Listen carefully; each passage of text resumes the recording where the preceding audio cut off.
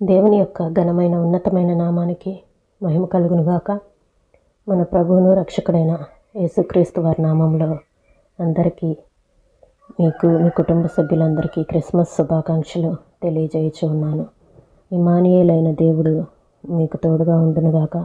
సమాధానకర్తయగు అధిపతి అయిన దేవుడు మీ కుటుంబాలకు తోడయండి నడిపించునుగాక.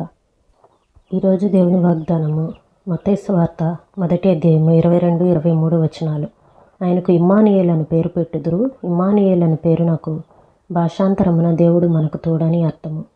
యెషయా గ్రంథము 9వ అధ్యాయము 6వ వచనము. సమాధానకర్తయకు అధిపతి. గాలిలో పాట మ్రోగింది, నింగిలో తార వెలిసింది. తల్లి ప్రార్థనలో పసికందు రోదన కనిపించింది. తార వెలుగులు చిమ్మింది, వెలుగు జీవులు గళమెత్తారు. బెత్లెహేములో పశుల పాక, రాజాది రాజు రాక. దేవుడు రాకపోతే మన జీవితాల్లో వెలుగులు ఉండేవి కాదు. చీకటి జీవితాలలో వెలుగును నింపటానికి దేవుడు మన జీవితాలకు రక్షకునిగా ఉద్భవించాడు. కొన్నేళ్ల క్రితం ఒక క్రిస్మస్ కార్డు చూశాను. దాని మీద క్రీస్తు పుట్టకపోయినట్టయితే అని రాసి ఉంది. క్రీస్తు పలికిన మాటలే దాని ఆధారం. నేను రాక ఎన్నచో. ఆ కార్డు మీద ఒక పాస్టర్ గారు క్రిస్మస్ రోజున చిన్న కునుకు తీస్తూ క్రీస్తు రాకకి నోచుకొని ఈ లోకం గురించి కలగంటూ కనిపించాడు. ఆ కలలో అతడు తన ఇంట్లో నుంచి చూస్తుంటే క్రిస్మస్ అలంకారాలేమీ లేవు.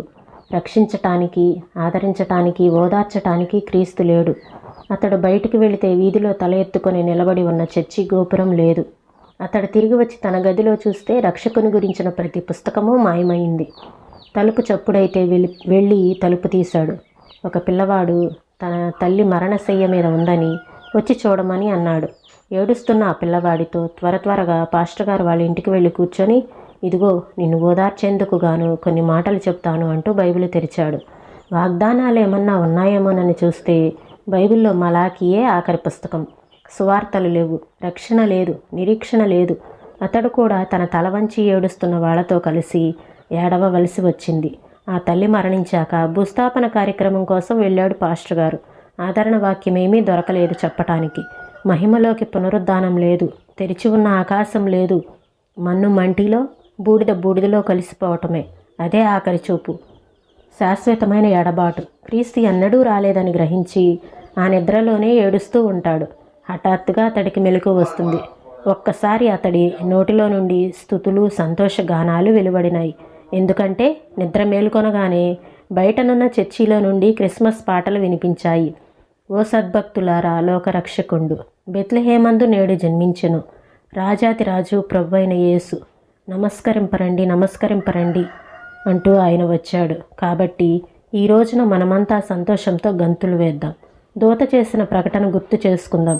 ఇదిగో ప్రజలందరికీ కలగబోవు మహా సంతోషకరమైన సువర్తమానము నేను మీకు తెలియజేయుచున్నాను.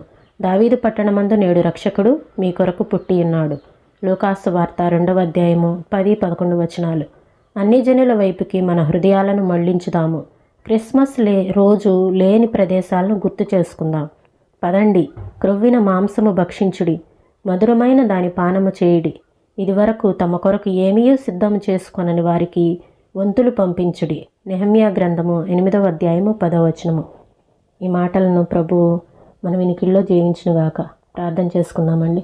స్తోత్రం తండ్రి, ప్రతి ఒక్క గృహాలలో నైనా ప్రభా, అయ్యా క్రిస్మస్ యొక్క సమాధానాన్ని, సంతోషాన్ని మీరు అనుగ్రహించమని వేడుకొంచున్నాను.